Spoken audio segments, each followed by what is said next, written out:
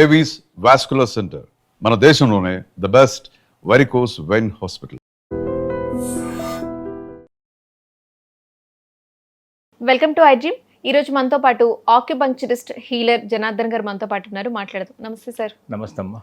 Acupuncture వైద్య విధానంలో diabetes అనేది ఎలాంటి సొల్యూషన్ ఉంది? డయాబెటీస్ అనేది మనం ప్రస్తుత కాలంలో చూస్తే ఒకప్పుడు రేర్గా వినేవాళ్ళం. ఇప్పుడు ఫ్యామిలీలో ప్రతి ఒక్కరికి ఇద్దరికి కంపల్సరీ ఉంటుంది డయాబెటీస్ అనేది.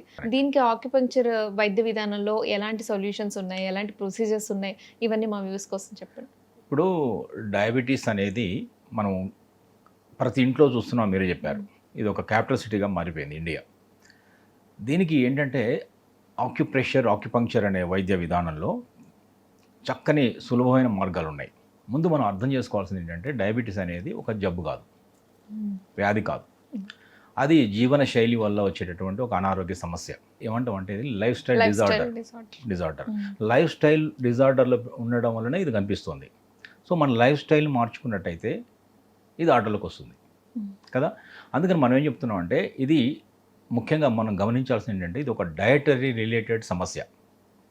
మనం తీసుకునే ఆహారాన్ని పట్టే ఇది ప్రధానంగా ఏర్పడుతున్నది. డయాబెటీస్ అంటే డయటరీ రిలేటెడ్ ఇష్యూ అని కూడా చెప్పొచ్చు. సో మనం తీసుకునే ఆహారం అనేది ఇక్కడ ఇంపార్టెంట్ అని తెలుస్తుంది. సో ఈ ఆక్యుప్రెషర్లు ఏంటంటే మనం అనుభవంలో సూచించినటువంటి ఆక్యుప్రెషర్ పాయింట్స్ మన ప్రేక్షకులు వాళ్ళే ఇంటి దగ్గర కూర్చొని వాళ్ళు చేసుకోవచ్చు, ఎవరికి వాళ్ళు ఓన్గా చేసుకోవచ్చు. లేదా పిల్లలు పెద్దవాళ్ళు చేయొచ్చు కదా, లేదా పెద్దవాళ్ళు పిల్లలు చేయొచ్చు, లేదా అమ్మకు నాన్న చేయొచ్చు కదా.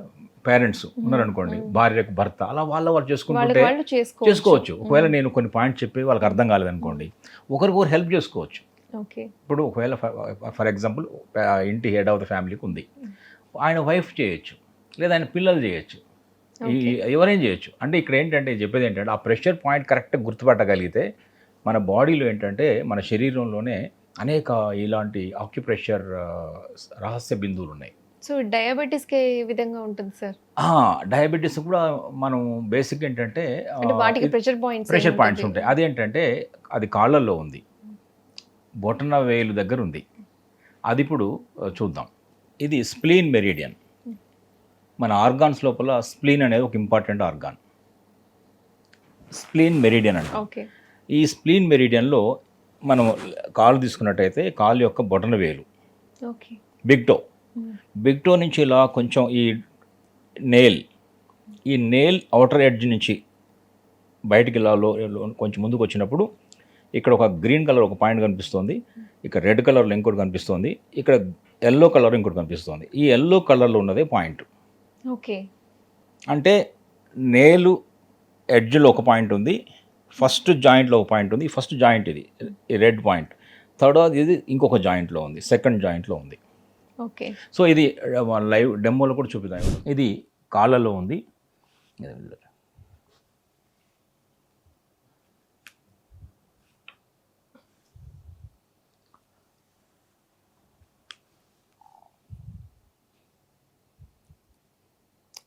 ఇది ఒక పాయింట్, ఇది ఫస్ట్ జాయింట్. ఇంకో పాయింట్ మనం ఇందాక అనుకున్నాం సెకండ్ జాయింట్లో ఉంది అనుకున్నాం. ఇక్కడ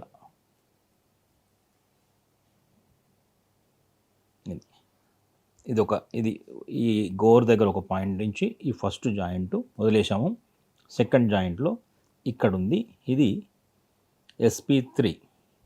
ఈ పాయింట్ ఏం చేయొచ్చు అంటే ఇలా బ్లెండ్ సైడ్ పెట్టి మెల్లగా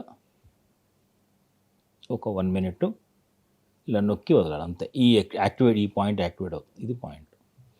సెకండ్ జాయింట్లో ఇది బ్లాక్ కలర్ వస్తుంది, వైట్ కలర్ ఉంది. ఈ వైట్ ఈ బ్లాక్ అందరికి ఉంటుంది, ఆ లైన్లోనే ఉంటుంది. జాయింట్ ఏమో సెకండ్ జాయింట్. మళ్ళీ ఇక్కడ ఎలా తీసుకోవాలంటే బ్లాక్ వైట్ కలరు ఇక్కడ తీసుకోవాలి. ఇక్కడ ఇది పాయింట్. 1 minute. రోజుకి 1 minute సరిపోతుందా? 1 నిమిషం ఒక కాలు, ఇంకొక కాల్లో కూడా ఉంది కదా, ఇంకొక నిమిషం.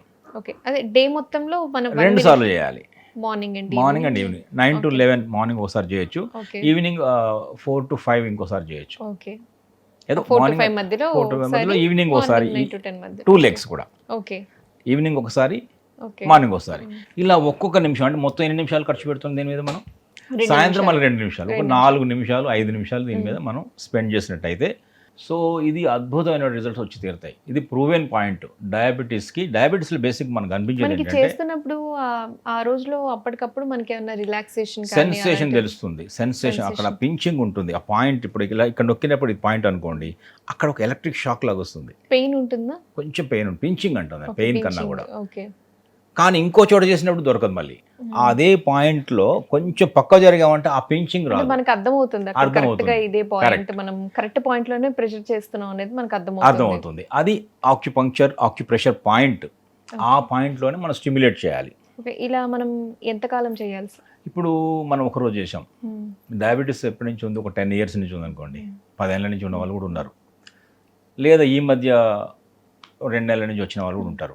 దీన్ని ఏమంటే ఒకటేమో క్రానిక్ ఇష్యూ, ఇంకొకటేమో అక్యూట్ ఇష్యూ అంటాం. ఈ మధ్య వచ్చిన వాళ్ళని క్రానిక్ అనం, ఈ మధ్యనే ప్రీ డయాబెటిక్ అంటాం, లేదా డయాబెటీస్ ఈ మధ్యలోనే డయాగ్నోజ్ అయింది అంటాం. కానీ వాళ్ళలో కూడా అంతకుముందే లక్షణాలు లోపల ఉంటాయి. అది డయాగ్నోస్ కావడం టైం పట్టింది కదా. అందువల్ల మనం ఈ SP3 అనే పాయింట్ ఒక రోజుకు 2 సార్లు చొప్పున ఒక వారం రోజు రెగ్యులర్ చేసి చూడండి, రిజల్ట్స్ ప్రారంభం అయి తీరుతాయి. అంటే 1 week లో మనకి డిఫరెన్స్ అనేది తెలుస్తుంది. ఫస్ట్ డే 1 డే 2లో నుంచే మనకు డైజెషన్ పెరుగుతుంది. ఓకే. డయాబెటీస్ కంట్రోల్లో ఉండడం, ఇలా ఈ లక్షణాలు మన డయాబెటీస్ కంట్రోల్లో ఉంది అని చెప్పడానికి ఏంటంటే ఆకలి వేయాలి, టైం చూసుకుని తినడం కాదు, ఆకలి తినాలి. ఆకలి వేయదు జనరల్గా. డయాబెటీస్ ఆకలి తక్కువ ఉంటుంది, డైజెషన్ తక్కువ ఉంటుంది, బాడీలో అగ్నితత్వం ఉండదు. ఎందుకని చూడండి, అగ్నితత్వం లేకపోవడం లేదా పుండ్లైనా గాయాలైనా కూడా డయాబెటీస్ వాళ్ళు తగ్గవు.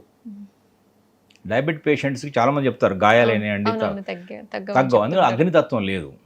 మనం సీజనల్గా చూసినప్పుడు సమ్మర్లో ఏదైనా మనకు గాయం అయితే తొందరగా తగ్గుతుందా, వింటర్లో గాయం అయితే తొందరగా తగ్గుతుందా? సమ్మర్లో హీల్ అవుతుంది. ఎందుకంటే అక్కడ అగ్నితత్వం ఉంది.